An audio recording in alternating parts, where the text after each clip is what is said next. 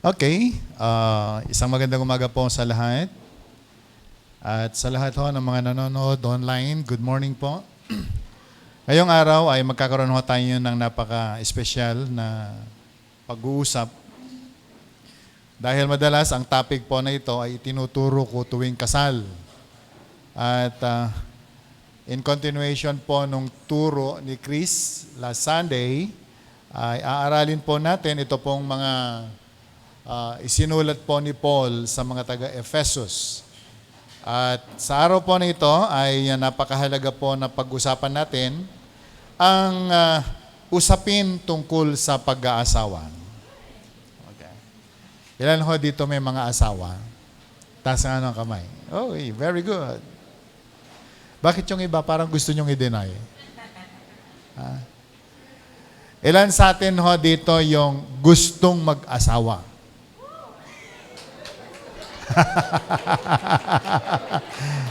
Okay, hallelujah. Oh.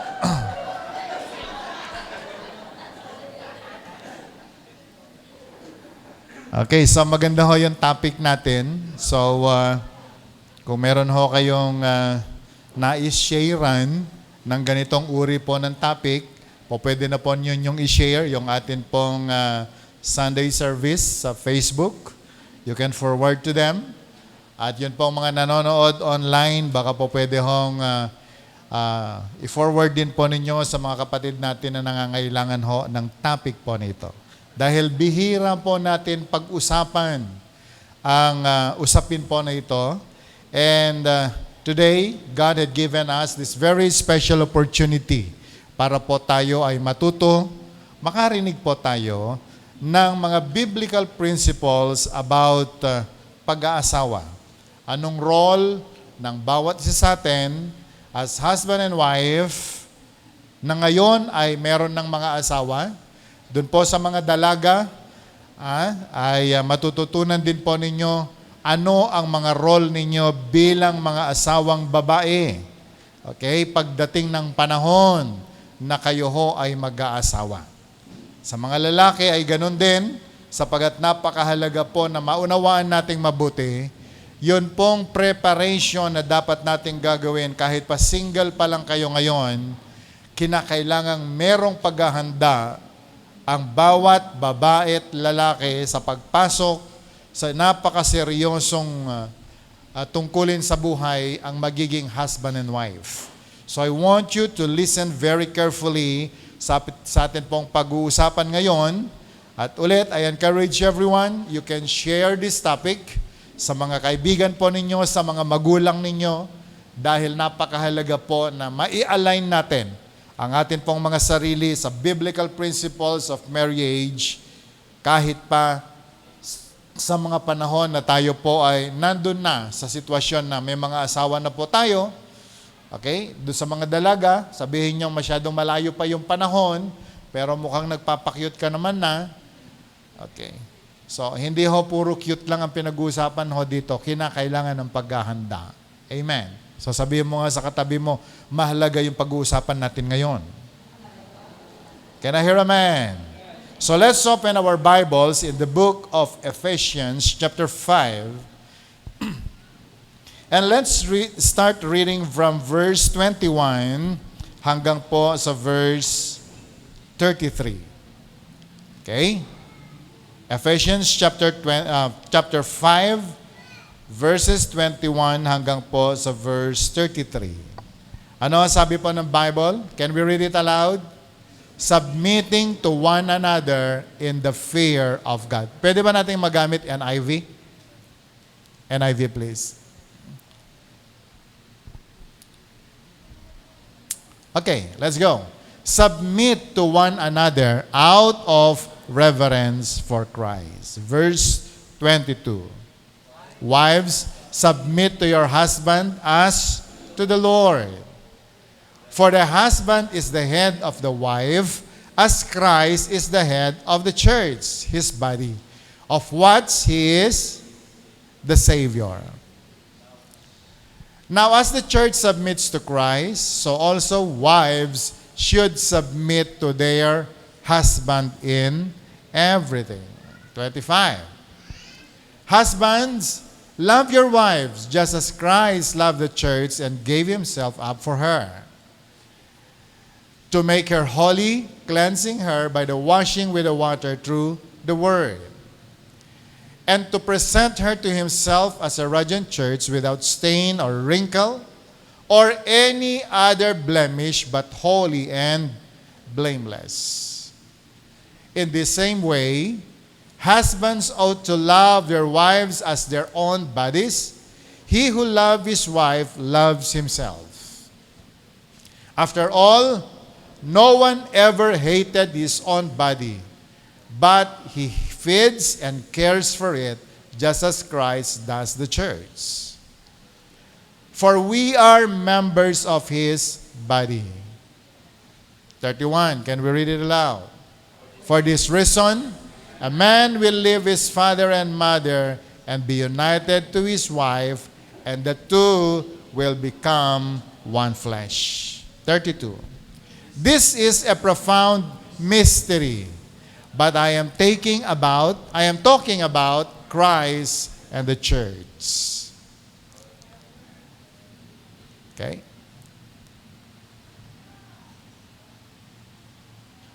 Verse 33. Meron pa. However, each one of you also must love his wife as he loves himself, and the wife must respect her husband. Purihin ang Panginoon sa pagkakabasa po ng kanyang buhay na salita. Tayo po'y manalangin. Lord, may you bless your word namin pong pagbubulay-bulangayan ngayon, and may you bless every ear and every heart that will receive your word. And I pray, O God, let your Holy Spirit move in our midst and start, O God, to touch us, and Lord, give us a teachable heart, that whatever we receive, Panginoon, na rema ngayon, we will receive it, O God, with gladness in our hearts. And may your word accomplish, O God, great things, O Lord, in our lives upang kami mapagpala at maging, Panginoon, ang aming tahanan na nire-represent ay mapagpala, Panginoon. God, continue to move in our midst, O Lord, and Lord, be glorified as we study your word today. In the name of Jesus we pray. Amen. Binigyan ho natin ng title, ang topic po nito, The Great Mystery. Okay. Mystery. Sabi nga po natin, mystery. Isa pong misteryo na kinakailangan hong ma-discover po natin dahil sa buong Biblia ay dito po ginamit ni Paul yung salitang mystery. Hinanap ko po sa dictionary, ang ibig sabihin ng mystery is that something that is unknown or unexplained or impossible to fully understand with reason. Ang ibig sabihin po ng misteryo ay galing sa salitang Grego ng ibig sabihin mysterion, na ang ibig sabihin ay secret. Sabihin nga po natin, secret.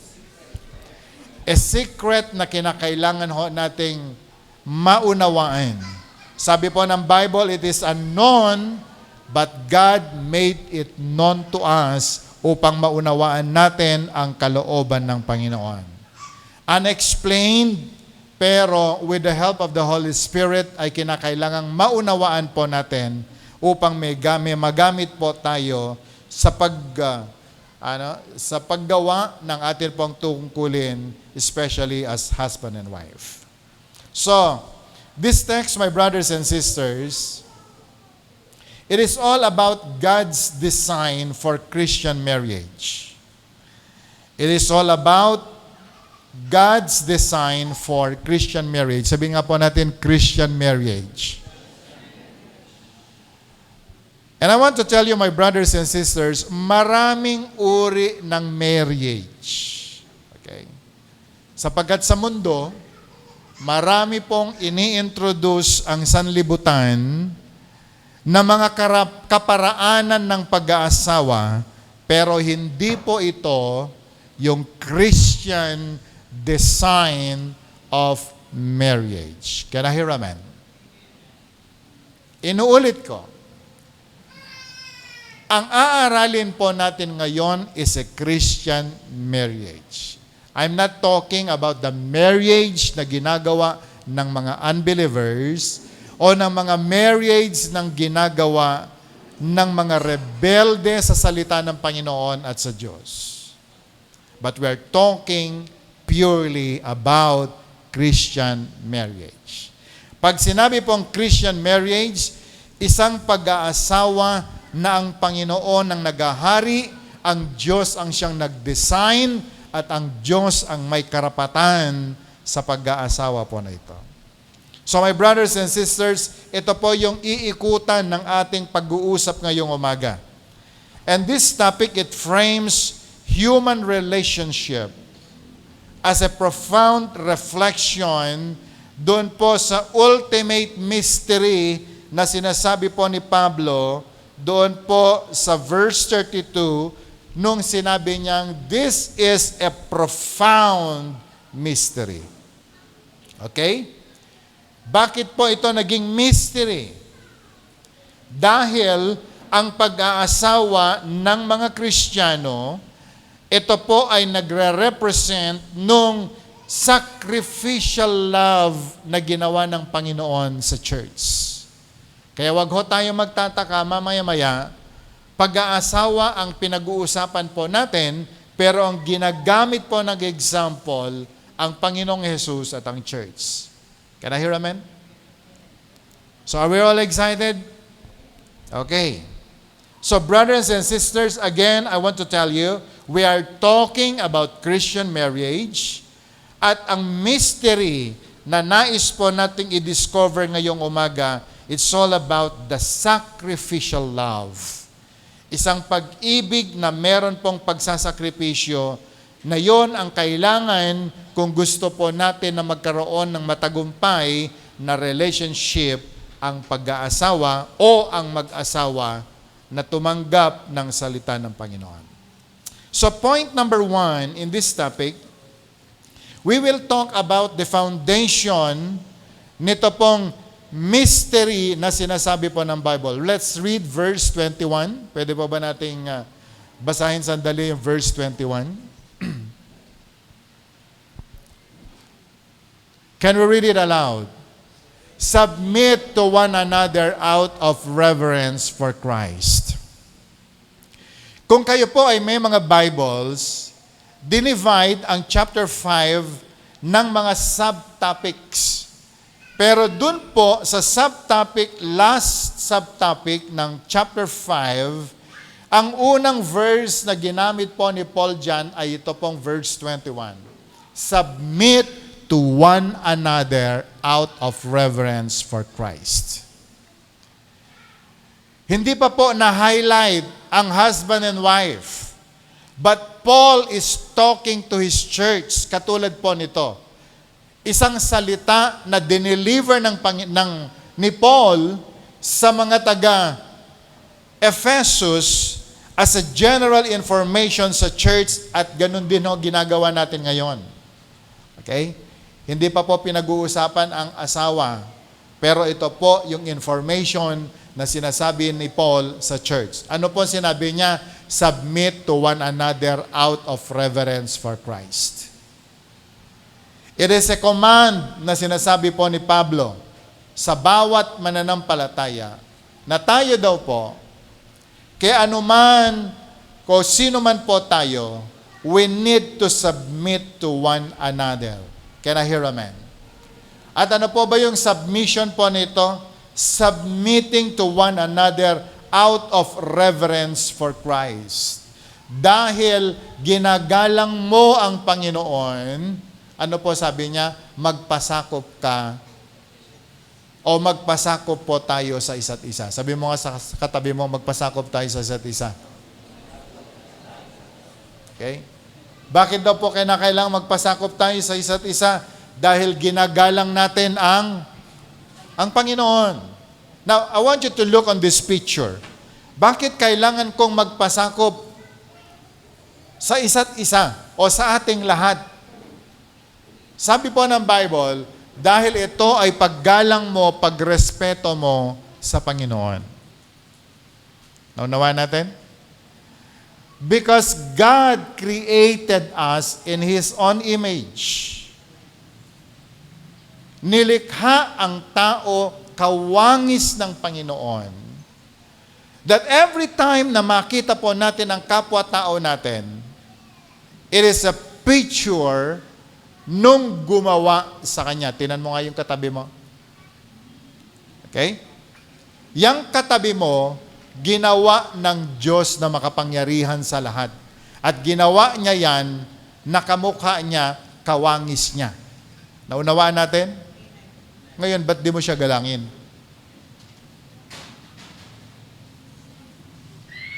Mga anak, pag tiningnan natin ang mga magulang natin, hindi dahil mas mataas ang edukasyon mo kaysa sa kanya, ay hindi ka gagalang. Kahit sino paman ang magulang na yan, galangin mo sapagkat nilikha ng Diyos yan. Kapatid natin, kamag-anak natin, kapitbahay natin, silang lahat ay nilikha ng Panginoon. Sabi po ng Biblia, as a church, bilang nag-aaral ng salita ng Diyos, galangin mo, magpasakop ka sa Kanya out of reverence sa Panginoon. Amen? Kaya nire-respeto ko ang aking asawa, hindi dahil mahal ko lang siya. Kaya ko nire-respeto ang aking asawa, hindi dahil mag-asawa kami, kundi higit sa lahat, nilikha siya ng Diyos. Naintindihan natin? Di ko lang alam saan nakakuha ng kapal ng mukha yung mga lalaki na hindi nila nire-respeto ang kanilang mga asawa at sinasampal-sampal, tinatadyak-tadyakan. Pagka walang hiya niya naman. Ito po yung problema sa mga taong hindi po nila naiintindihan ng salita ng Diyos. Naunawaan natin? So the basic foundation, ito pong papag-usapan natin ngayon about the mystery ng pag-aasawa, yun pong pinakapundasyon ay marunong dapat tayo mag-submit sa isa't isa, and we call it mutual submission. Mutual submission. Sabi nga po natin, mutual submission. Ilan ho dito mga dalaga? Taas sa kamay. Ilan dito ang mga binata? Okay. Naghahanap ka ba ng perfect one? If you are looking for a perfect one, at ikaw ay ready na sumunod doon sa kalooban ng Panginoon, hanapin mo po siya sa church. At ang unang titingnan mo kung siya yung perfect one, marunong ba siyang mag-submit? Alam mo ba kung paano maghanap ng matinong lalaki na mamahalin? Ito bang lalaki na ito ay marunong gumalang sa kanyang magulang? O hindi? Dahil kapag hindi siya marunong gumalang sa magulang, hindi kanya yan gagalangin.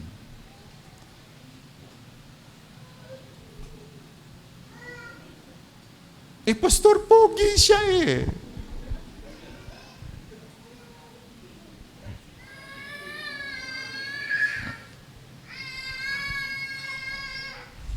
Di baling pangit ang ugali, pastor, kasi pag na-born again yan, okay na.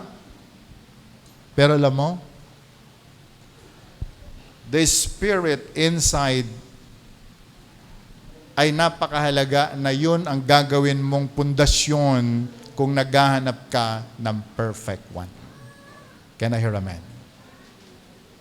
Yun bang tinatangi mo, yun bang crush mo, ginagalang niya yung kuya niya? Ginagalang niya yung ate niya? Ginagalang niya ba yung... O baka naman ikaw lang ang ginagalang niya? Marunong ba siyang gumalang sa karapatan ng mga aso? Marunong ba siyang gumalang sa traffic lights? Kapatid, napakahalaga po nitong pag-uusapan. Sabi mo nga sa katabi mo, huwag kang kukurap. Dahil kapag ito nakaligtaan mo at hindi mo maintindihan to, may problema ka sa pag-aasawa mo balang araw. Amen? Kahit hanggang itong agsangit-sangit, bigo ako sa aking pag-aasawa. Kailangan maintindihan natin to. So the very basic foundation, ito pong topic na ito about the mystery na pinag-uusapan po natin. It's all about the mutual submission na sinasabi po ni Paul. Okay? That we need to learn how to submit to one another out of reverence for Christ. And the motivation ng submission po, ang motivation po ng submission mga kapatid, ay hindi po yung, it's not about weakness or it's not about yung tupi ka o kaya chope ka. Okay? Marami po kasing nagsasabi, kapag ka submissive ka, ang tingin nila sa iyo ay engot ka. Dahil ang lahat gusto nila may power. Gusto nila merong influence. Gusto po nila merong kang say. Bakit naman ako magsasubmit sa iyo? Mas mataas ang pinag-aralan ko kaysa sa iyo. Mas may pera ako kaysa sa iyo. Anong narating mo? Bakit kinakailangan mag-submit ako sa iyo? Issue po ito ng sanlibutan. But in the Bible, sinasabi po ng Panginoon, ang submission, mga kapatid, ang pagpapasakop sa isa't isa ay hindi po kahulugan ng kahinaan o hindi po ito kahulugan ng kawalan ng kakayanan. Amen? Ganito po kasi ang sabi ng iba,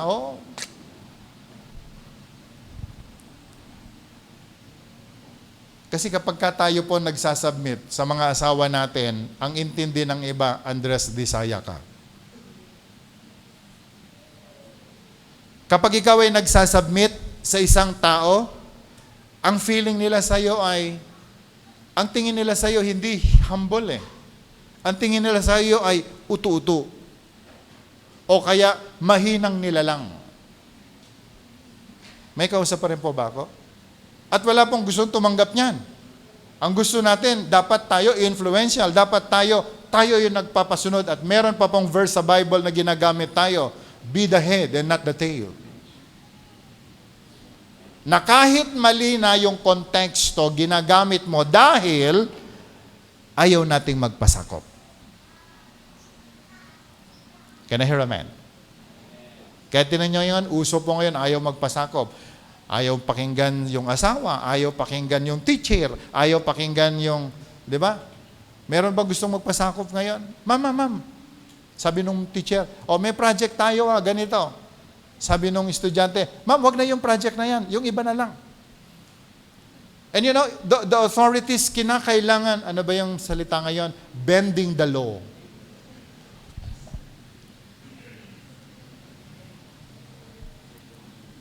Sabi mo nga sa katabi mo, kaya mo magpasakop?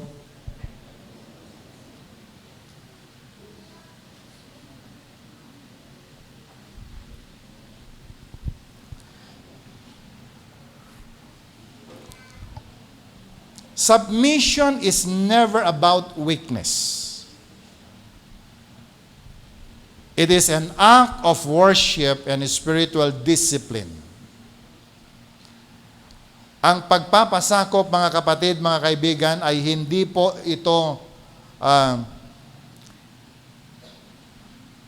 it's not about weakness or cowering.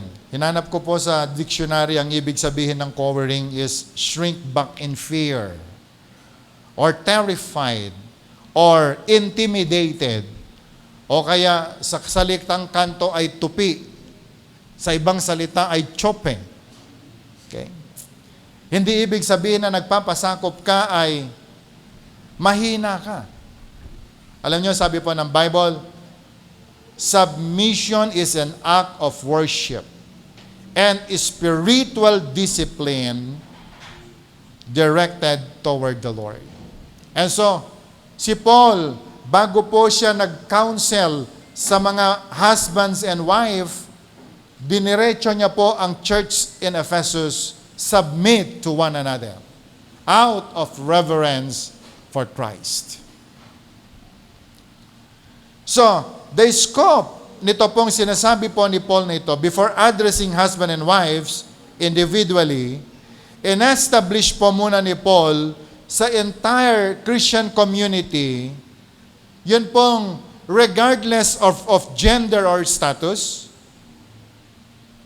matuto po tayo magsabit sa isa't isa. Kaya babae ka o lalaki ka, kinakailangan mong magpasakop sa isa't isa. Can I hear amen? And operates out of attitude of mutual humility and service. Dahil gusto po natin na mabuhay ng may pagpapakumbaba, kaya matuto po tayo na mag-submit sa isa't isa. Can I hear amen? Alam nyo, very effective po ito.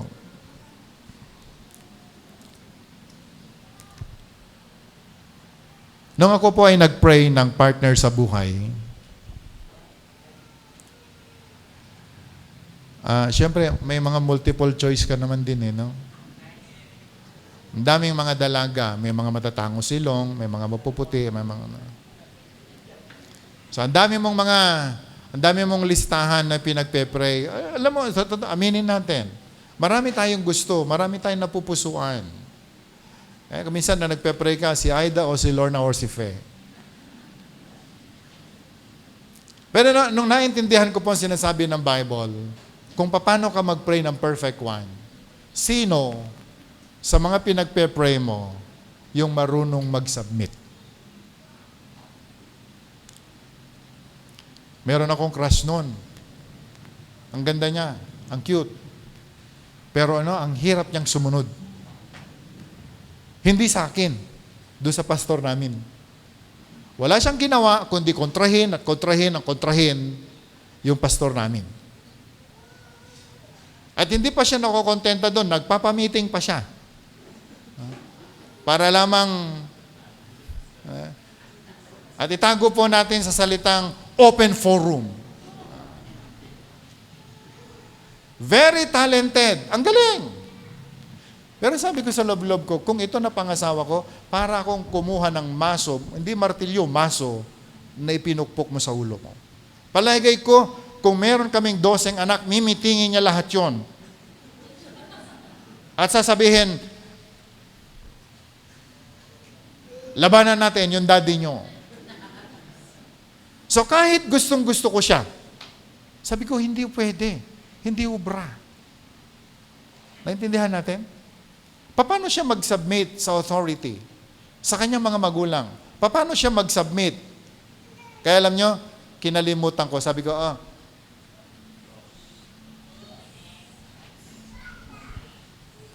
Tapos meron na naman ako nakita. Ganito din. Mahal na mahal niya ako. Ang problema, may problema po siya sa submission. At alam nyo kapatid, si Claire ang pumasa.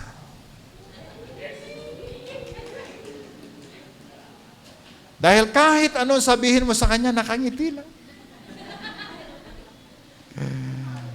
Sabi ko, oy, kaya nung nagkita kami, So, tanong, study.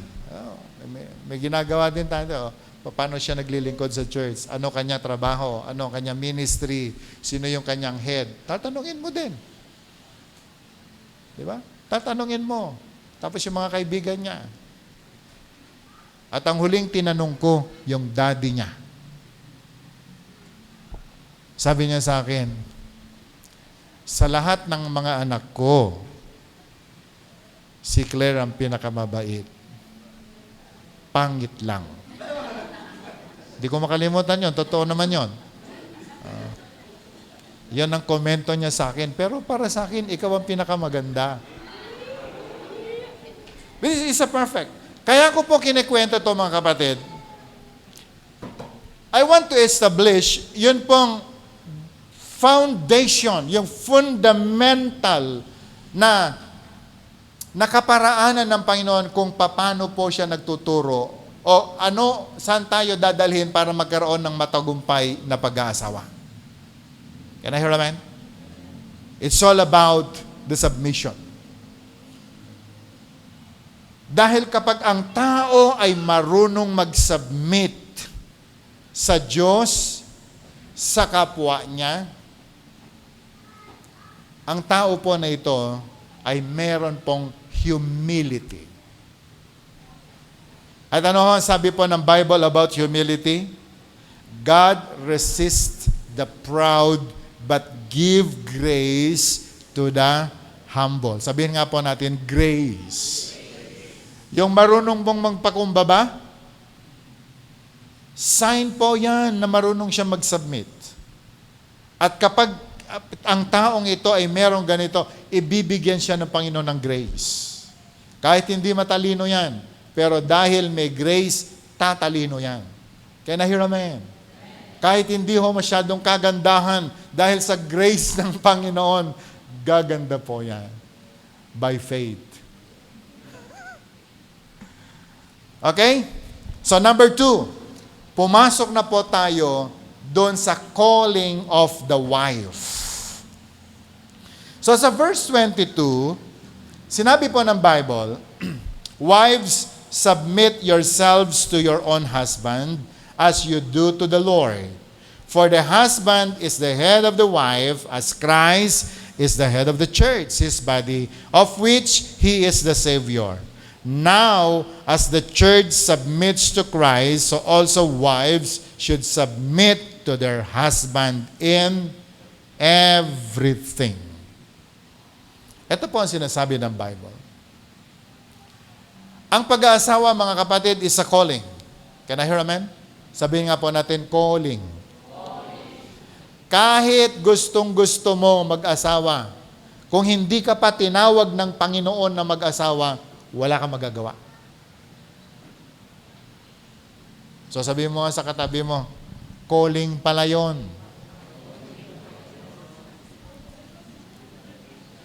Dahil kahit pilitin mo, kung hindi pa niloob ni Lord, wala tayong magagawa. It's a calling. At ang calling, may timing. Ang calling, merong opportune time para po dyan. And sa calling po ng pagiging wife, mga kapatid, meron pong instruction ng Diyos. May instruction na sinasabi po ang Panginoon para sa atin. Ano po sabi niya doon? Verse 22, wives, submit to your own husband as to the Lord.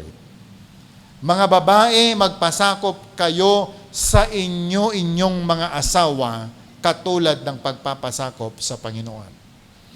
Hindi po niya sinabing wives, ang sabi po ng Bible, wives, submit to your own husband. Sabi nga po natin, own husband. Sa Tagalog, magpasakop ka sa asawa mo, hindi kung kangi-kanginong asawa. Maliwanag po ba? Hello? To your own husband, magpasakop ka. At paano bang submission na sinasabi po niya doon? Katulad ng pagpapasakop mo sa Panginoon. So, hindi ka lang nagpapasakop sa asawa mo, kundi magpapasakop ka sa asawa mo ng katulad ng pagpapasakop mo kay Kristo. Maliwanag po ba? Hello? Kaya napakahalaga na makita sa isang Kristiyanong babae, paano ba tayo nagpapasakop kay Jesus? Mga lalaki, are you looking for a perfect one? Kung naghahanap ka ng perfect one, huwag mong hanapin sa kilay niya.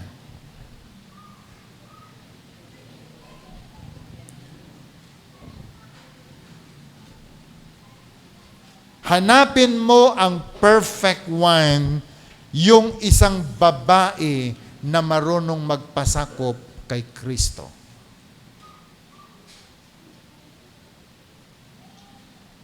Isang babae na merong respeto sa Diyos, isang babae na merong respeto sa salita ng Panginoon, yan ang hanapin mo. Alam mo kung bakit? Dahil kapag natagpuan mo siya, kung paano niya minamahal si Kristo, ganun ka din niya mamahalin.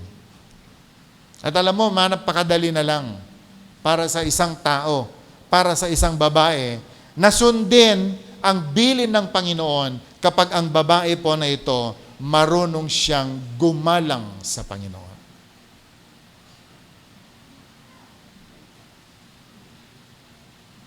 Kaya po pala sinabi ni Solomon sa Proverbs 31,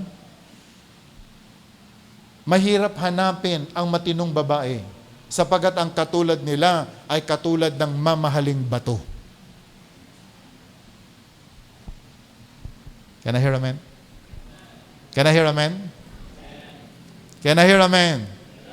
Mga dalaga, gusto nyo ba na maging kaakit-akit sa mga lalaking Kristiyano? Ayusin mo ang relasyon mo sa Panginoon. Amen. Paano ka nagbabasa ng Biblia? Paano ka nagpe-pray? Paano ka nagfa-fasting? Paano ka nakikipagrelasyon sa Diyos? Dahil maraming mga Kristiyanong lalaki, ang hanap po nila ay ang babaeng ganito.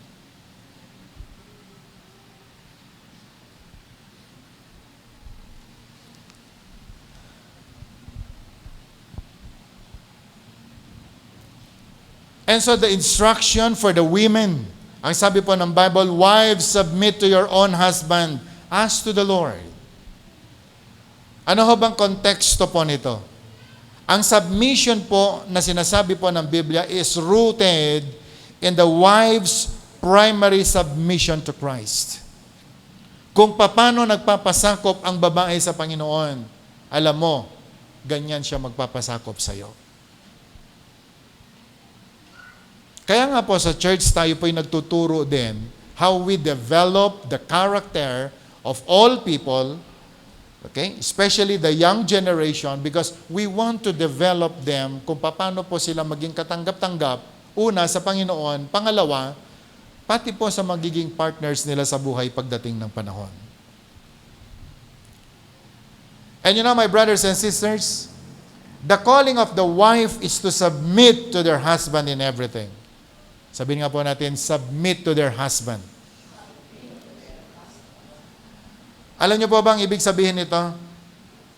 It involves creating supportive environment that allows the husband to lead.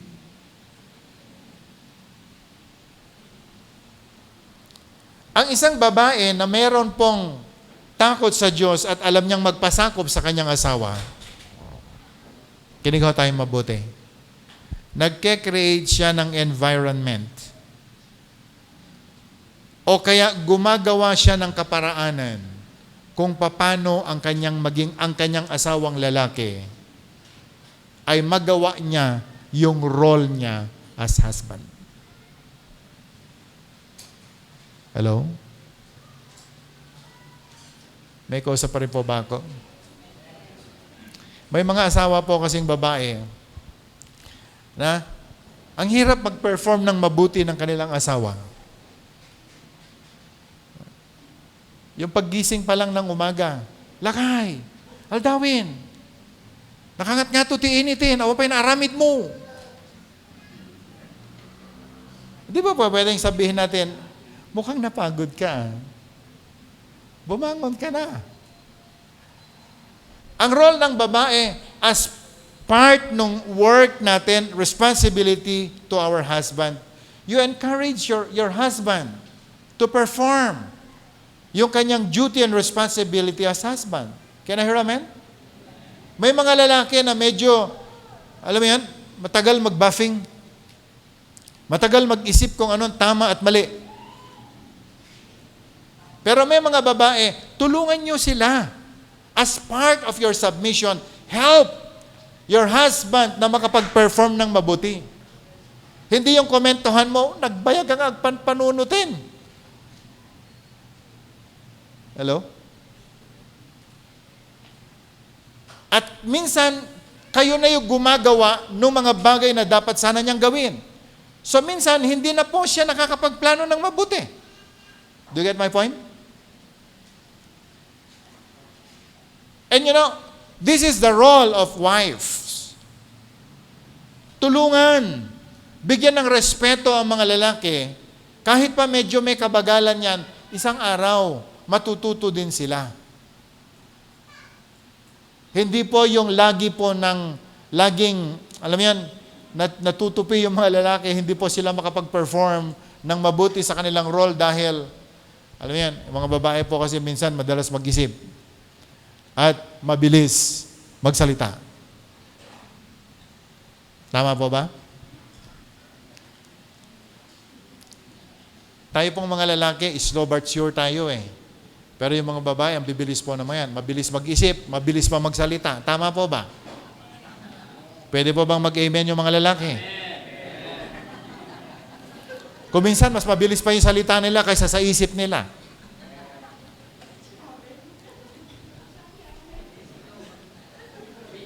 But give them time. This is our role. Mga babae, may kausap pa rin po ba ako?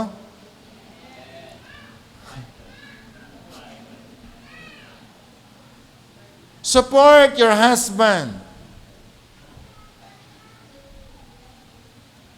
Bigyan mo sila ng opportunity to lead.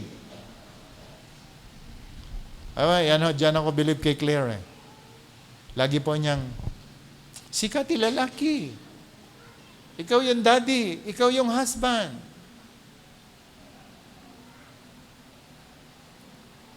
At natutuwa po ako na yung pong ganitong attitude ng aking wife ay, alam mo yan, feeling mo pogi ka. Pero kapag ang asawa mo, yung lagi kang ninanag, parang ang feeling mo tuloy na lalaki, parang wala kang kakwenta-kwenta. Yung mga decisions, lagi kang nauunahan. Di ba? Gusto mong bumili ng brown na pantalon, ang sabi ng babae, hindi bagay sa iyo brown. Dapat green. Eh di ikaw na magsuot.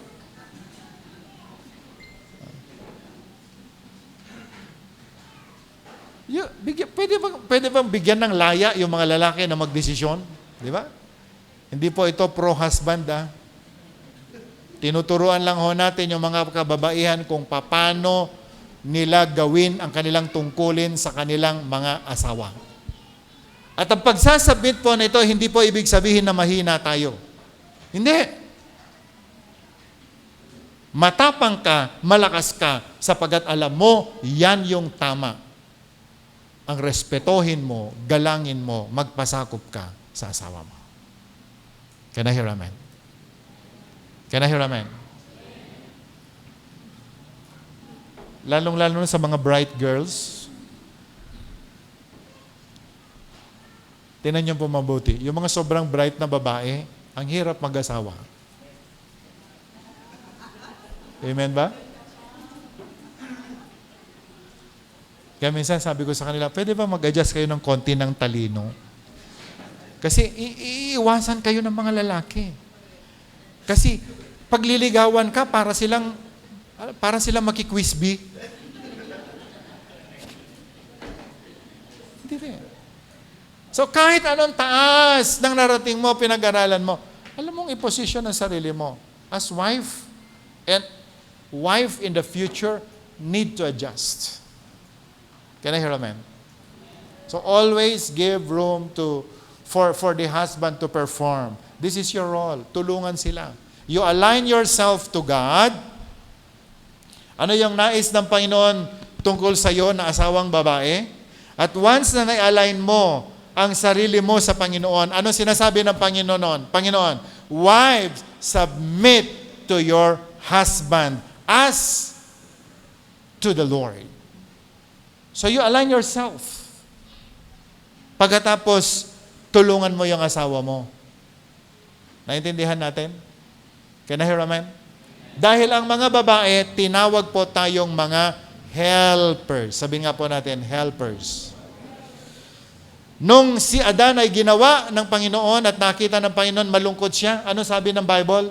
He created a woman, a helper for the husband. So kung katabi mo yung asawa mo, lalaki, sabihin mo sa asawa mo, helper kita. Amen? Mukhang magkalayo kayo. Brad, lipat ka nga dito. Magandang makita yung tabi-tabi. Ano? Yan. Pag sinabing helper, okay? Pag sinabing helper, merong ginagawa si lalaki, anong gagawin ng babae? Tutulong. Naintindihan natin? Amen. Pastor, kasano ka tulungan isuna? Aw matiraramidin na. Tulungam nga agbirog ti trabahuin na.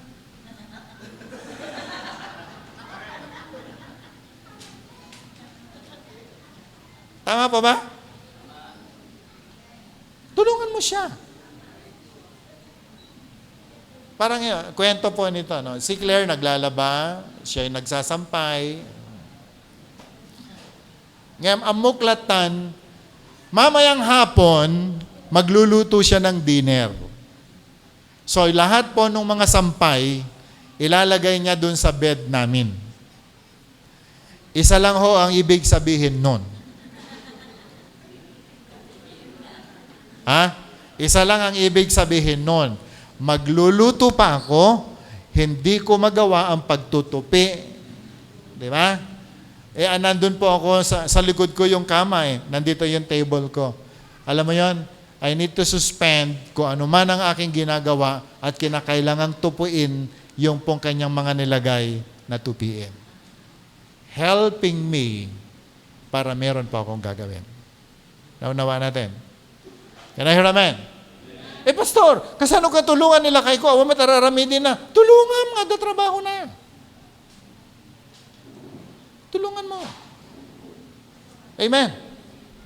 Ilan ho dito ang girlfriend? May boyfriend ka? Wala ba?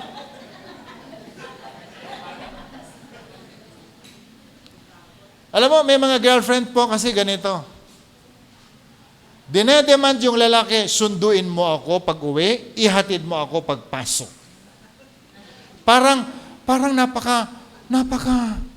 ang tawag doon, feeling mo very special kapag hinahatid ka, tapos sinusundo ka. Hinahatid ka, sinusundo ka. Di mo ba na-compute ilang oras ang nawala sa boyfriend mo sa kahatid, kasusundo sa'yo? Di ka ba marunong mag-tricycle? Pagkatapos, pag wala siyang pera, tatanungin mo, payawan kwartam. Kasi hindi siya nakapaghanap ng trabaho, kahatid, kasusundo sa'yo. Naintindihan natin? Mga dalaga, wag naman kayong OA. Hindi pa kayo asawa. Yung boyfriend mo, kinakailangan niyang maghanap buhay, tumulong muna sa pamilya, respetohin ang magulang, ang kanyang mga kapatid. Huwag mo munang agawin yung boyfriend mo dahil hindi pa siya sa'yo. Tulungan mo siya na maging tao. Tulungan mo siya na maging mama. You are a helpmate. Can I hear amen? Can I hear amen? Hindi kayo mabubuhay sa puro yakap at lambingan. Minsan naiingit ako sa mga nakikita ko, babata pa lang. Parang araw-araw, parang minuto nagpapapicture. Tapos nasa Facebook, tanong. May naipon ka na ba para sa kasal? Ikakaiso na nga nuwang ni tatang mo, isupay ti itayam.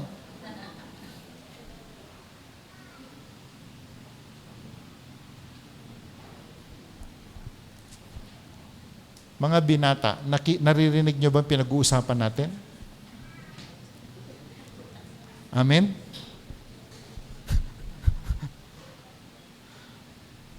Tapos minsan, tuwa po ako makita. Sa kalsada ngayon, makita mo mga dalalalaki, no? Sila may hawak ng handbag ng babae. Tapos si babae, no, agwida-wida. They feel so respected. Anong itsura ng boyfriend mo na yung bag mo na pink, Siya'y may hawak.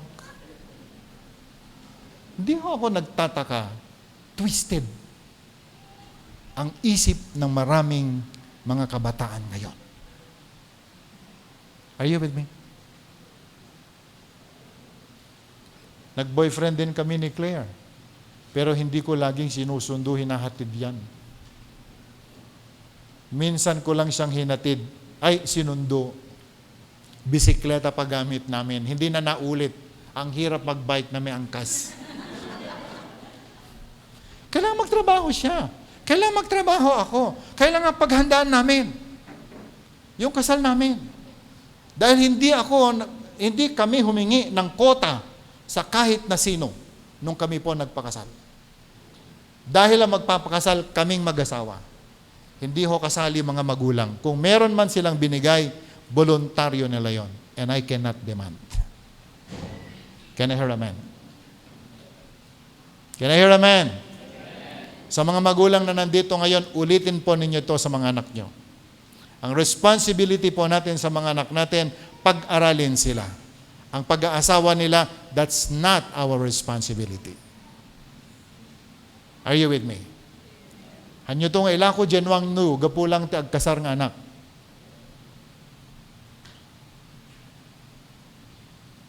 Yung mga anak po natin, kinakailangan ding turuan natin sila. I-echo po natin ito pong pinag-uusapan natin. Can you hear amen? So wife, submit to your husband. Ano sabi po dito? Ang model na ginamit po dito mga kapatid ay ang church kung paano mag-submit sa Panginoon. Ganito dapat mag-submit ang babae sa kanilang mga asawa. Paano ka nagpasakop sa Diyos? Pag oras ng panalangin, nananalangin ka ba? Sa oras ng pagbabasa ng Biblia, nagbabasa ka ba? Sa oras ng fellowship, nakikipag-fellowship ka ba? Ganito ang respeto mo sa Panginoon. At inuulit ko po mga kapatid, kapag ang dalaga, ganito ang kanyang attitude towards God, ang sarap mahalin po niyan. Siya ang karapat-dapat mahalin. Amen?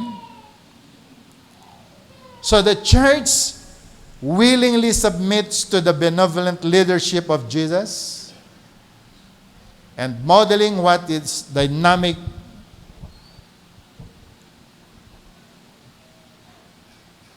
Ito po, yung picture kasi ng isang tahanan na gagawin natin. So mga kapatid, mga kaibigan, napakahalaga po na maunawaan ng bawat isa sa atin yung role ng mga wives. Hindi po lamang sa mga may asawa ito, kahit sa mga singles, gusto ko pong pakinggan ninyong mabuti. And even to you na nakikinig online, napakahalaga po na i-review nating mabuti. Are we performing our responsibility as Christian wives? Are we teaching this? Do we teach this? Sa atin pong mga anak, dahil alam nyo kapatid, mga kaibigan, tayo po ay gumagawa ng isang church na babalikan ng Panginoon. If we fail na itayo ang mga wives sa church po natin na merong banal na takot sa Panginoon, the church will be a failure. At alam nyo, mga kapatid, kaibigan, nagpapalaki po tayo ng ano yan? Hindi po wives ang dadami sa church. Ang dadami sa church ay wolves.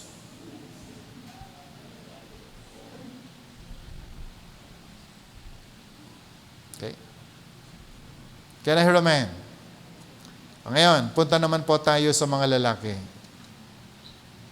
The calling of the husband. Pero bago ko po tuloy ito, siguro patayuin muna natin si Claire.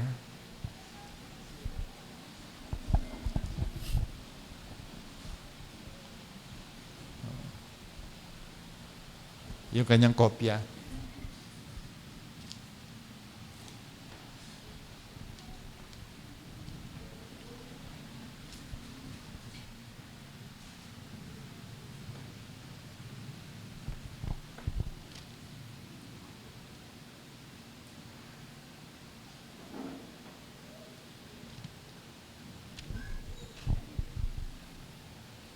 Sabi niya kasi, ang topic niya is ito nga about ano to?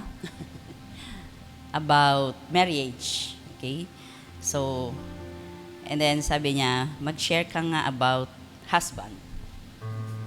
Kung paano daw, kung ano yung nakikita ko sa kanya, kung paano ba siya as a husband. Okay? So, may kodigo ako, kaya babasahin ko na lang. Okay?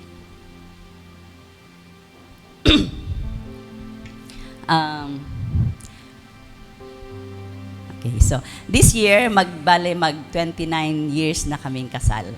Okay? And, yun, malaking pasasalamat ko sa Panginoon dahil sa loob ng 29 years na yon, naririnig nyo naman yung lagi yan sinasabi na hindi pa kami nag-away. Which is true. Hindi ka pa kami nag-away. Hindi naman dahil perfect kaming pareho, kundi I know that it is all by the grace of God. May mga konting tampuhan, may konting hindi pagkakaunawaan, pero hindi yon humahantong sa batuhan ng plato, hindi humahantong sa bugbugan, okay? Hindi humahantong sa yung bang away na sasabihin mong hiwalay na tayo, okay? So, and I know that it is all by the grace of God. At alam ko na ang lahat ng yon dahil we make God as the center of our marriage. Okay? So pagdating naman doon sa, may sinasabi kasi ng Bible na, di ba sabi niya doon, husband, love your wives. Husband, love your wife. And sasabihin kong, I can really feel His love. Okay? His love is unconditional. He always understands my weaknesses and accept my imperfections. Actually, marami akong sablay. Okay, pero because Jesus is in Him, because of the love of God, ay yung bang hindi niya ipinapamukha sa akin yung mga sablay ko na yon. Lagi niyang tinatanggap, lagi niyang nauunawaan. Pagdating sa pangunawa, talaga masasabi kong napakalawak ng kanyang pangunawa. Kaya siguro hindi rin kami nagkakabanggaan because of His pangunawa and also His unconditional love. Madalas na tinutulungan din niya ako sa mga gawaing bahay at lahat ng mga bagay na hindi ko kayang gawin, nandyan siya palagi to help. At lagi niyang tinitignan na lahat ng pangangailangan ko at ng pangangailangan ng aming pamilya ay lagi niyang naipoprovide. Hindi lang siya live by faith, by also by action. Hindi siya yung titilangala sa langit na, Lord, provide. Kundi meron siyang ginagawa at marami siyang kaparaanan just to provide for our needs. Alam niyo naman sa buhay ng isang pastor ay hindi po ganon kalaki ang hindi ganon kalaki ang pera, okay? Pero I just praise the Lord kung paano din niya tinutulungan siya kung paanong mai-provide din niya yung mga ibang pangangailangan namin. Katulad nga nung lagi niya din nababanggit, bago pa man maubos ang bigas sa bigasan namin, ay meron na ulit reserba. At lagi niyang sinasabi sa akin na, Mami, hindi ka kailanman mawawalan. At pagka may problema ako sa pera, actually hindi ako namumroblema, siya ang namumroblema pagdating sa pera and everything. So masasabi ko lang na yung bang, ewan ko siguro, hindi naman ini-spoil, kundi I know na it is because alam niya yung role niya as a husband. At dahil nagagawa niya yung role niya as a husband, ako naman in return, ginagampanan ko din yung role ko as a wife. Yung bang hindi ko ginagawa yung dapat na role niya. Like, I respect him as the head of the family. So ako naman, I will do my part as the wife. Okay? Kasi yung gustong sabihin, na hindi yung kukunin ko yung role as yung role ng husband, kundi ang kinukuha ko lang na role ay role ng bilang isang asawa. And so, I know na dahil dito kaya yung pagsasama namin ay masasabi kong maayos, maganda. It is all because of the grace of God. At dahil din we do yung part namin. I do my part as the wife at siya din naman bilang asawa. Okay? So, kaya masasabi ko na yung bang in our marriage, I can say na yung sabi ko nga na walang masyadong gusot. Okay? At kung may mga gusot man kung minsan, hindi yan nagtatagal. Hindi napapalipas ang buong isang araw na hindi kami nagkakaayos. And I know, yon ay lagi ay dahil sa Panginoon. Okay? So, yon, I just thank the Lord for giving me a husband, and I believe na, at lagi kong sinasabi talaga na he is a gift from the Lord. Kung minsan pa nga sabi ko, mahal talaga ako ng Panginoon kasi binigyan niya ako ng partner na talagang nagmamahal sa akin, binigyan niya ako ng isang partner na who will love me of who I am. Dahil ako man po ay, sabi ko, hindi rin perfect na tao, but because of His love, yung bang napo-perfect ako. Even in spiritual life, malaki ang tulong niya sa aking spiritual life. So napakahalaga talaga na yung husband natin ay yung bang mahal niya ang Panginoon dahil yun ang tutulong sa atin for us to also grow spiritually. Okay? So yun lang.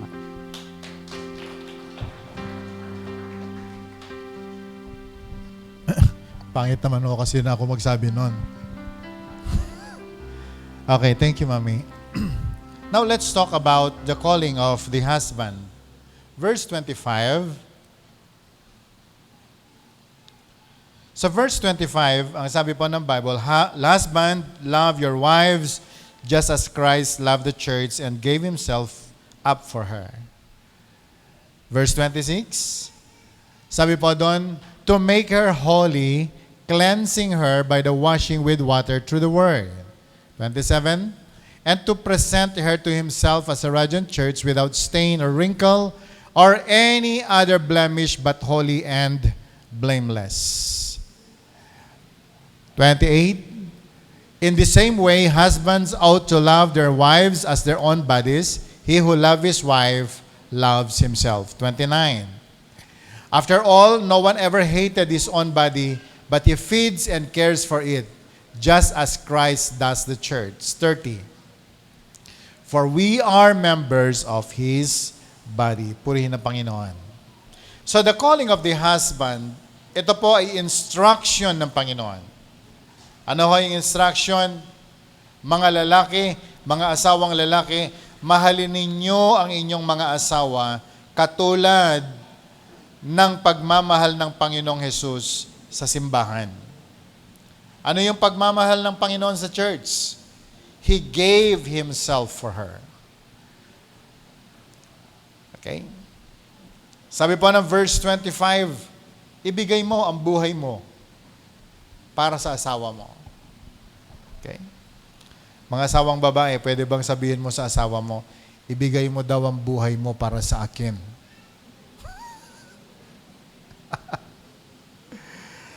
Ano ang sagot? Nag-amen po ba? Alam niyo, si Jesus, ito pa yung example na kanyang ginawa. He gave Himself for the church. At ano po yung church nung panahon na yon? Imperfect. Makasalanan ang church. Pero ano sabi po ng Bible? Binigay ni Jesus ang kanyang buhay para sa church. At ito po yung example na sinasabi ng Bible na pagmamahal ng mga lalaki sa kanilang mga asawa. Okay? Nasabi po doon,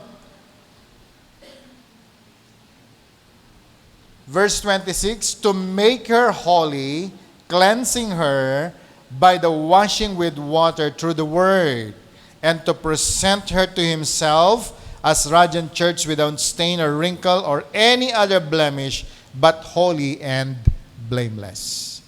It is the role of the husband na sinasabi po niya dito, we make our wives holy. Sabi nga po natin, holy. Gawin mo daw holy yung asawa mo.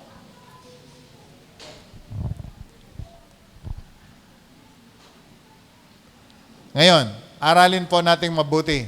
Ano bang ibig sabihin ng holy? Okay. The way they think, the way they speak, the way they feel, it is the role of the husband to make our wives holy. Nuti babae kat managpungpungtot. Ang laki ng role nating mga lalaki para po yung galit sa puso po nila ay mapalitan ng pagpapatawad at pagmamahal. Assignment po ng bawat husband yan. Paano natin tulungan ang ating mga asawa na maging perfect sa harapan ng Panginoon at maging sa harapan ng tao. And you know, my brothers and sisters, for the man na sinasabi po ng Bible, love your wife as Christ loved the church. Ang standard po nito, it's not about control. Mga lalaki, makinig ho tayo mabuti. Hindi po tayo tinawag to control our wives. Hindi rin po tayo tinawag para maging Lord ng bahay natin. Yes, we are the authority. Pero hindi po natin role na maging very demanding sa ating mga asawa. May kausap pa rin po ba ako? Hangaga po lalaki tayo, kat no anya ti kayat tayon, isuti ipapakayat tayo. Amen? Can I hear amen? May mga lalaki po kasi pati gupit ng asawa nila pa nakikialaman nila. Pati kulay ng buhok, kuminsan dinidiktahan ng lalaki ang kanila pong mga asawa. Pero alam niyo mga kapatid, tayo tinawag bilang leader ng isang tahanan, but yung controlling our wives, that's not our role. Our role is to love them. Our role is to provide for them. Can I hear amen? Can I hear amen? Our role is to make them holy. Our work is to make them perfect.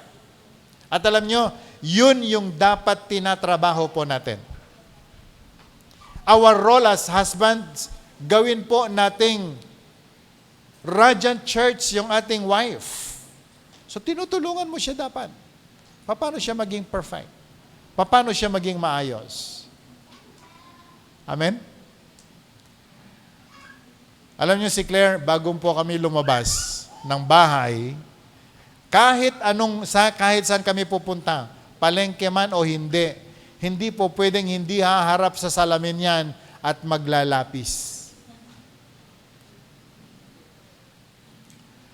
Kaya sabi ko sa kanya, sige mauna ka nang maligo.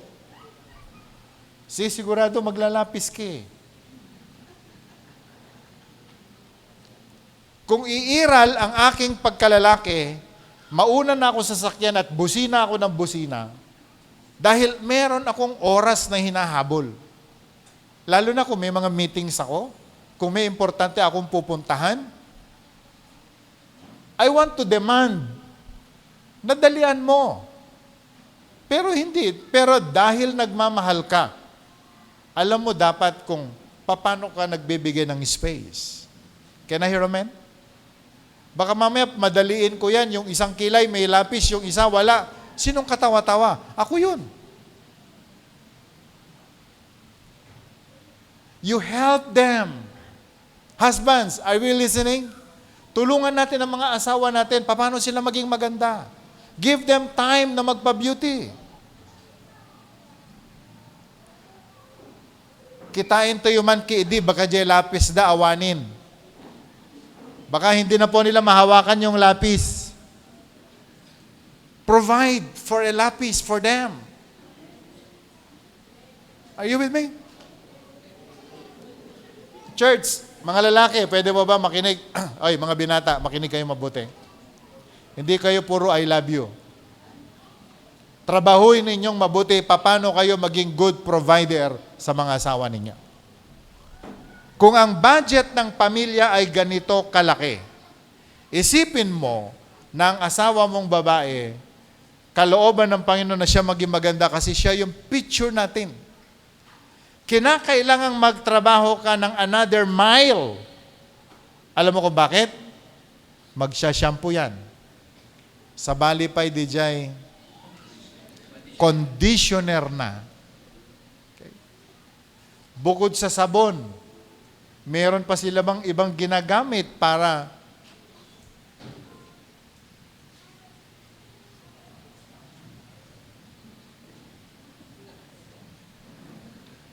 hello, mga lalaki. Akala ko nung binata ako, ganon kadali mag-asawa. Kasi nung dalagat binata, isipin mo lang ay date, di ba? Lalo na mga kabataan ngayon, madalas pinag-uusapan ninyo burger at saka iced tea. But I'm telling you, having a wife is not just about iced tea and not about burger. Can I hear amen? Can I hear amen? Can I hear amen? Young people, listen very carefully. You double your time of preparing yourself to become husbands and wife. You double your time to prepare yourself sa isang big responsibility. Hindi sa responsibility mo sa asawa mo, kundi responsibility mo sa Panginoon. Amen. So, for the men, lagi po nating tatandaan, hindi po ito sinasabi lamang ni Paul, but I believe ito po yung standard na sineset ng Panginoon para sa atin. Husbands, we are not to control our wives. At hindi rin po tayo itinayo para po demand ng demand para sa mga asawa natin. But we are called to love our wives. Ito po yung servant leadership na nire-require po sa atin. Ano ho yun? A costly sacrifice. Sabi nga po natin, costly sacrifice. Meron pong costly sacrifice na gagawin ang lalaki for the well-being of the wife.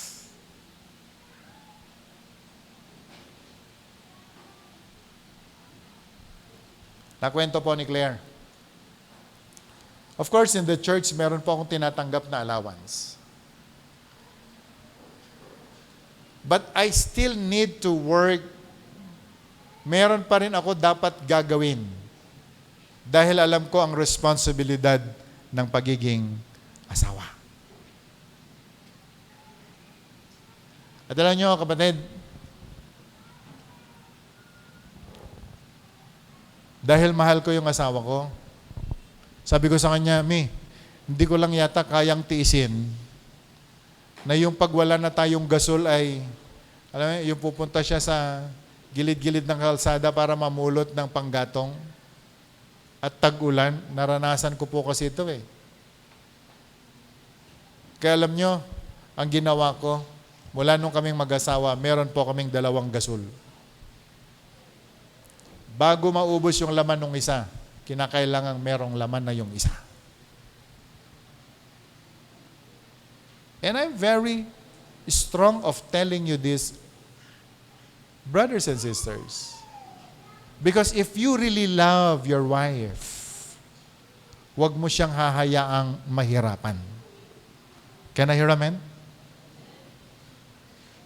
Mga lalaki, pwede bang sabihin mo sa asawa mo, hindi ko hahayaang mahirapan ka. Ito seryosong usapan. Alam niyo ba kung bakit 2 lang ang anak namin? Nakita ko ang hirap ni Claire nung siya po ay buntis. Ang hirap niyang gawin yung kanyang tungkulin na siya po kasi yung naglalaba sa bahay. Ayaw niya halos magpalaba. Ayaw niya magpa-laundry. At alam mo, pag upo po niya, tinitingnan ko yung itsura niya maglaba. Tapos pagpasok po niya ng bahay, hirap na hirap. Sabi ko sa loob-loob ko, paano ko siya aanakan ng 7 o kaya 12? At nung lumaki ang tiyan ko, mas lalo kong naramdaman ang hirap ng pagbubuntis. Are you with me? Can I hear amen? Mga lalaki, mga binata, hindi po bilangan ng dami ng anak ang pagmamahal sa asawa. You consider their sacrifices.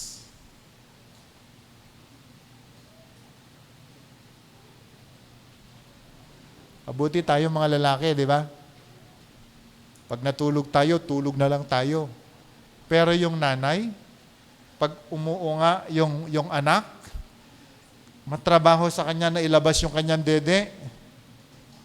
At pagkatapos magpadede, ang sakit kaya nun. Pagkatapos gusto mo 13, hindi mo mahal ang asawa mo. Hindi ka nagmamahal.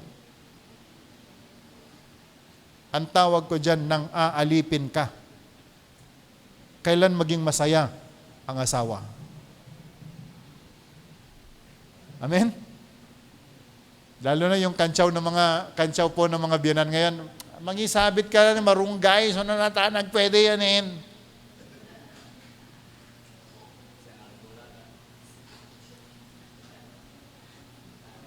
Do not do that. Give honor to your wife. Love them. Can I hear amen? Can I hear amen? Ang laki ng pasalamat ko nung na-CS po si Claire. 2 anak namin parehong cesarean. Hindi po siya nag-labor. Ako ang nag-labor.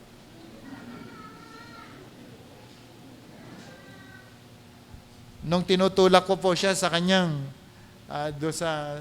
papasok sa operating room, di matapos-tapos ang aking panalangin. Ano kaya itsura ko kung sasabihin ng doktor, buhay yung bata, pero yung nanay, hindi ko mapapatawad ang sarili ko. Hindi mapatid-patid ang aking panalangin. Kaya mo, hanggang 2 na lang kami. Dahil nagmamahal po ako sa asawa ko. Can I hear amen?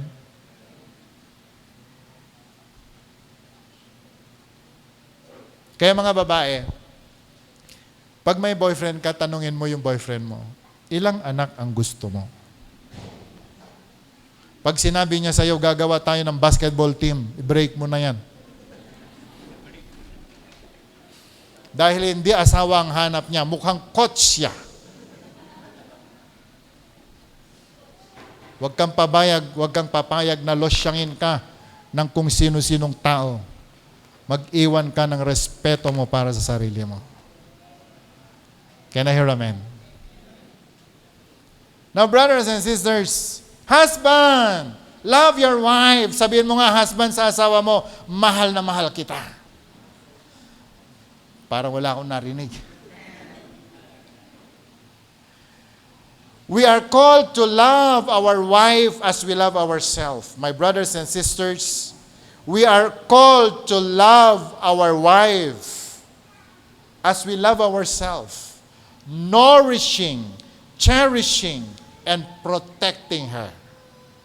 Okay? Paano po tayo magmamahal sa asawa daw nating mga babae? We nourish them. Sabihin nga po natin, nourish. Say it again, nourish. Say it again, nourish. Ano mang ibig sabihin ng nourish?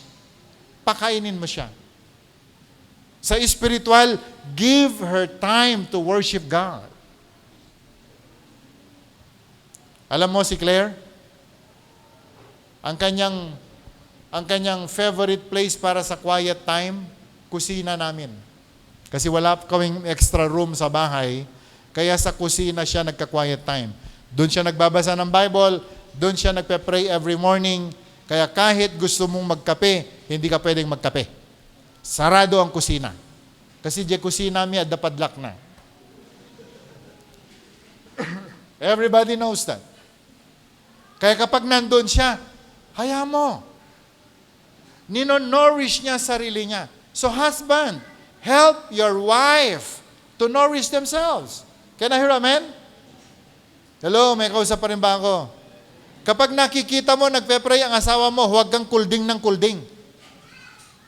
Kapag nakikita mo, busy ang asawa mo, na meron siyang ginagawa para sa spiritual niyang buhay, huwag mo siyang istorbohin. Help your wife to be nourished spiritually. Part po ng nourishing is that as husband, provide for your wife. Yung pagkain niya, lahat ng kailangan niya, siguraduhin mo na pinoprovide mo. Can I hear amen? Can I hear amen? Iso na kunanan ni bakit, Dad, kayat ko tikas jay. Kayat ko tikas jay. Kayat ko tikas jay. Alam mo, sagot ko, when ka day. Hindi ko naman siya binibigyan ng pambili. Kasi kinuha niya na lahat. Sige lang.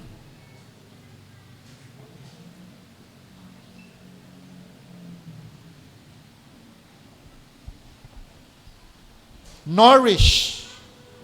Cherish. Gawin mo maging masaya ang wife mo. Husband, this is our role. Gawin niyo siyang maging masaya. And not only to cherish her, but to protect her. Tingnan mo na ikaw, pinoprotektahan mo ang asawa mo. And so my brothers and sisters, ito po yung role. Pang-apat, we're talking about the mystery. The mystery of becoming one flesh.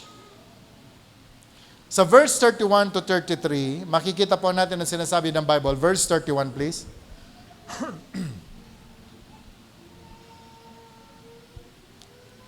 For this reason, a man will leave his father and mother and be united to his wife. And the two will become, sabihin nga po natin, one flesh. Say it again, one flesh. Ano po ba yung design ng Panginoon? Marriage is a sacred, lifelong, uniting of one man and one woman. This is the design ng Diyos. Isa pong sagrado na pagsasama ng isang lalaki at ng isang babae. Okay?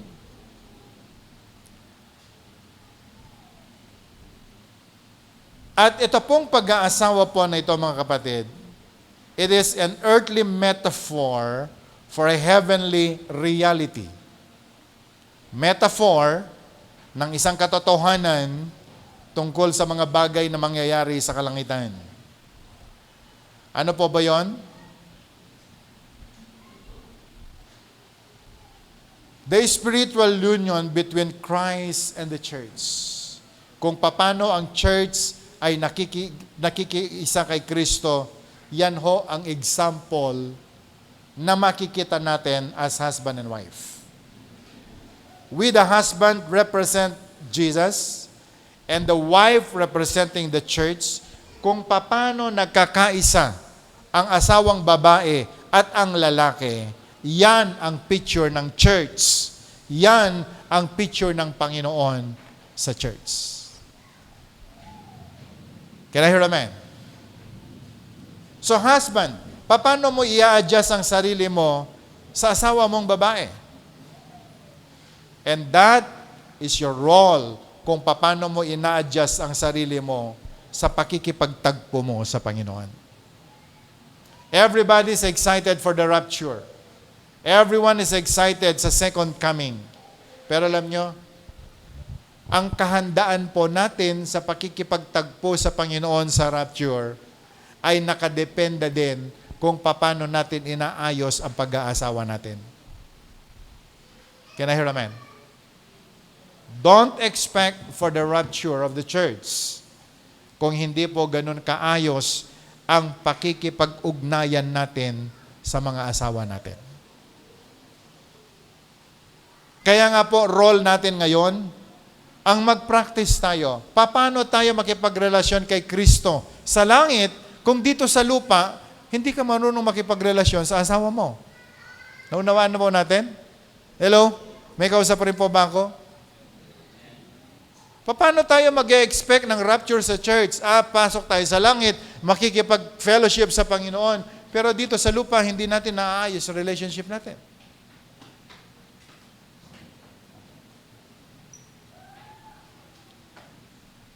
Kaya nga po, husband and wife relationship, isa po itong practice kung paano makipagrelasyon ang church sa Panginoon.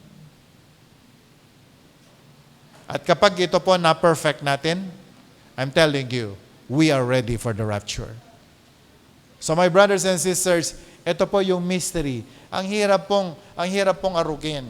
Ang hirap pong intindihin.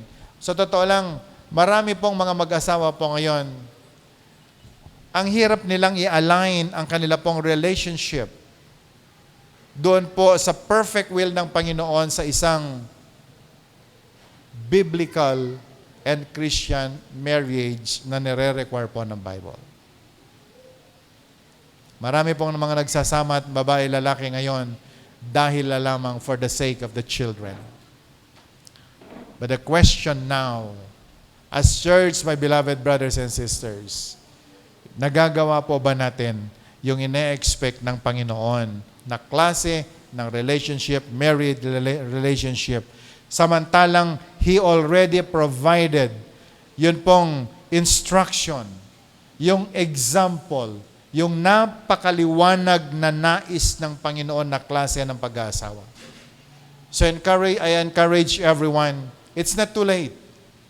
Pwede pa po nating trabahuhin na maging ang relationship na mag-asawa po natin ay maging katanggap-tanggap sa Panginoon. Can I hear amen? Can I hear amen? Alam niyo po ba na ang blessed church mag-uumpisa sa isang blessed couple relationship? Wala ko tayong makikita na blessed church kapag hindi po nag-umpisa sa isang blessed relationship ng mag-asawa. Kaya nga po, today gusto ko pong magtapos sa bagay po na ito. Sinasabi po ng Bible, it is a profound mystery. But I'm talking to you about Christ and the church. This is not just about husband and wife, but God or the Bible is talking about Christ and the church. And we are the church. Paano po natin aayusin ang lahat ng ito? Para po tayo ay matatawag po na pinagpalang mga lingkod ng Panginoon. Can I hear amen? So my brothers and sisters, sabihin nga po natin, it's a mystery. Say it again, it's a mystery. Pero ngayon, hindi na po siya mystery na ipinaliwanag, itinuro, ipinakita sa atin. And we should not only be hearers of the word, but let's all be doers of the word. Can I hear amen? Can I hear amen? For the married people, matutuwa ang Panginoon na magkaroon po tayo ng isang blessed relationship as husband and wife. For the young people, as early as now, siguro kinakailangang ma-absorb natin ng mabuti ang mga bagay na katulad po nito to prepare ourselves as blessed husbands and blessed wives in the very near future. Amen. Shall we all rise at tayo po'y manalangin sa Panginoon? Jesus, we bless you. Shyalaramakandarabahaya. Thank you, Lord.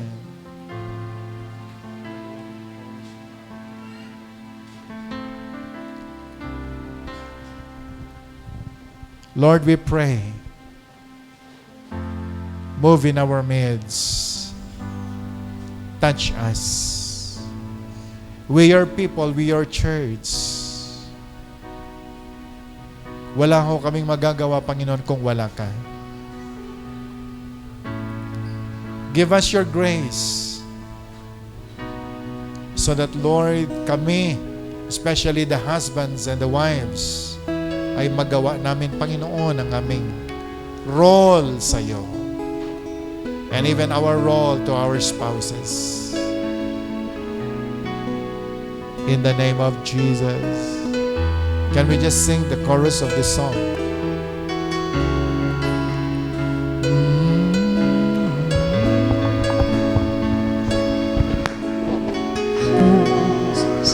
You deserve the praise. Worthy is your name. Worthy is your name, Jesus. You deserve the praise. Worthy is your name.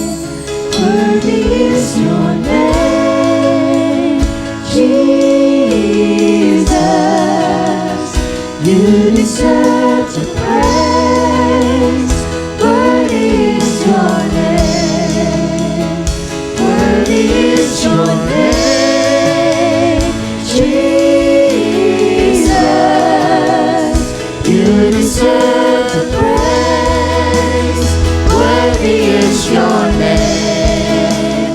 Worthy is your name, Jesus. You deserve the praise. Worthy is your name. Worthy is your name, Jesus. You deserve the praise. Worthy is your name. Worthy is your Come on. name, Jesus. You deserve the praise. Worthy is your name. Worthy is your name, Jesus.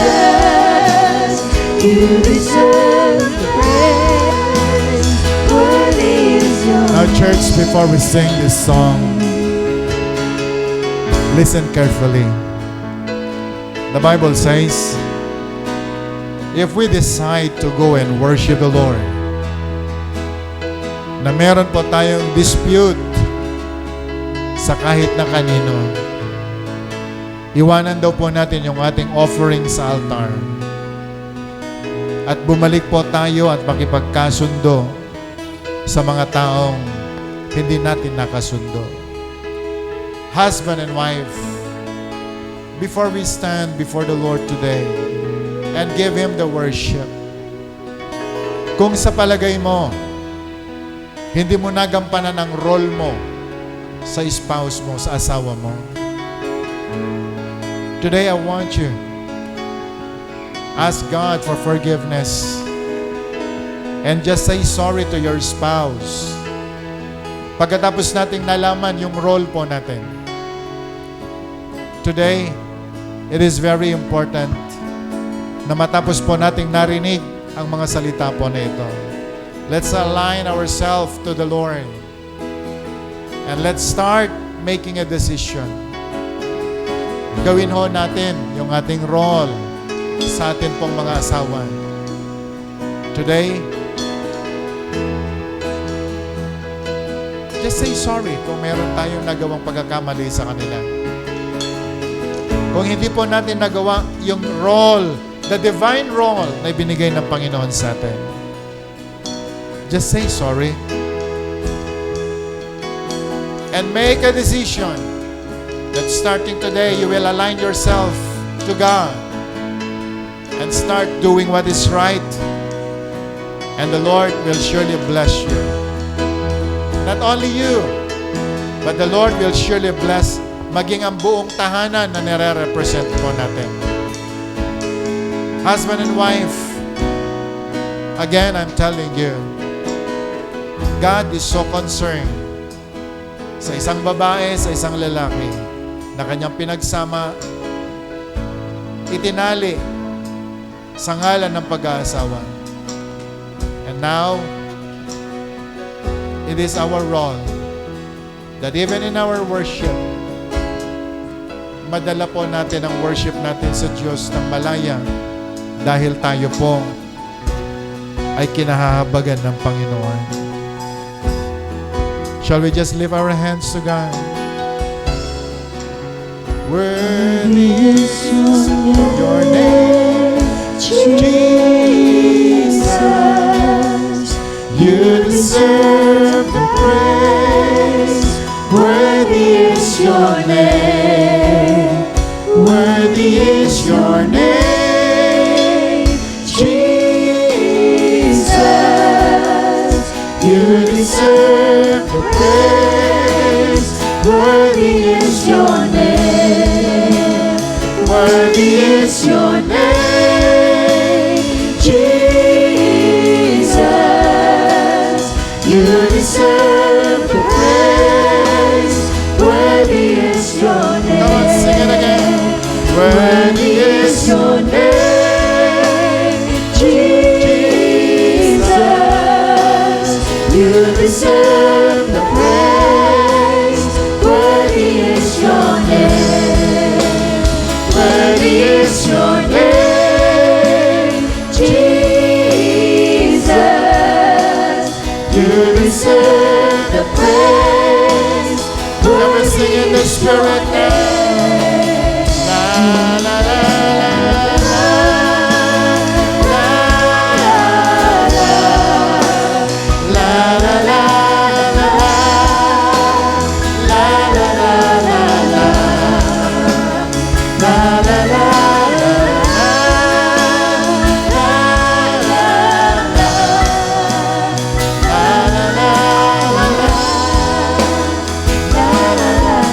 Can we lift our hands?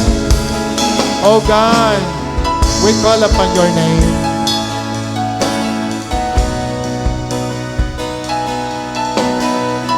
Ikaw ang tumawag sa amin, Panginoon. Pumili sa amin. Ikaw din ang naglagay, O Lord. Even the vision and the very authority in our lives. Ikaw ang pumili at tumawag sa amin to become husbands. Ikaw din ang pumili at tumawag sa amin to become wives. It is a responsibility na tinanggap namin galing sa iyo, Panginoon. But today, God, you had given us the mystery. The mystery, Lord, of being husband and wife. At ikaw ang nag-set, Panginoon, ng example. Jesus as the head of the church and the church as the wife. Lord, we receive your word today. We receive it, O God, in our hearts. At ang aming dalangin, Panginoon, may you prepare us na magampanan namin ang aming tungkulin as husband and wife. Na, Panginoon ko, ano ang tinuro mo sa amin, yun ang gagawin namin. Lord, I pray, may you give us the power and even the anointing. Namin sa aming pong pagsunod sa kalooban mo, magawa namin ito, Panginoon, perfectly. That, Lord, we husbands, we shall love our wife as you have loved the church. Lord, kulang ang aming lakas, ang aming kaalaman. But with your Spirit, O God, we know we can. At gagawin namin ito, Panginoon, ng may buong pagmamahal at paggalang sa iyo. Lord, today I pray, touch every husband now. And may you give them, O Lord, your Spirit, that as they perform their role as husbands to their wives, God bless them. Give them the power and give them the anointing. Ganon din, Panginoon, sa bawat wife na nandito ngayon. May you give them, Lord God, your Spirit. That as they do, Lord, their role as wives to their husbands, give them, O God, even the fear of the Lord. At bigyan mo kami, Panginoon, ng humble spirit that even, O God, in submitting to our spouse, magagawa namin ito, Panginoon, na merong paggalang sa iyo, sapagat ito ang nais mo, Panginoon, sa mga babae ang igalang ang kanilang mga asawang lalaki, ang mag-submit katulad ng pag-submit nila sa iyo, Panginoon. And Lord God, I declare right now, ang bawat babae at lalaki na nandito ngayon, may you continue to give them, O Lord, your anointing, the power, that Lord, ang bawat mag-asawa, magawa nila ang kanilang role sa isa't isa. And Lord God, I pray in the name of Jesus, maging sa mga singles na nandito ngayon, may you give them the wisdom.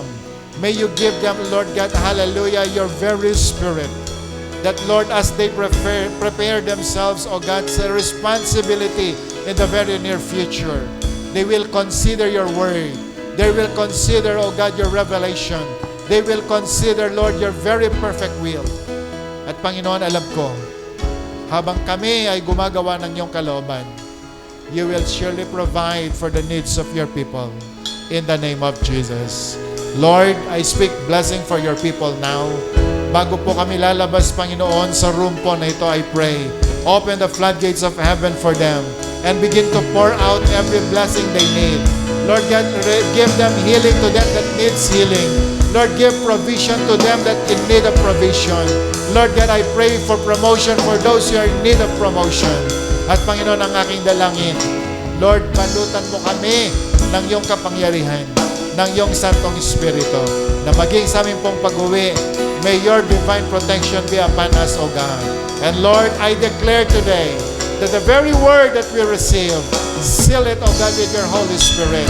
At Panginoon, habang kami nabubuhay, magamit po namin ang aming mga salita na tinanggap sa araw po ito. Lord, we give you back all the praise, all the glory. In the name of Jesus, and everyone will shout and say, Amen. God bless us all and see you on Sunday.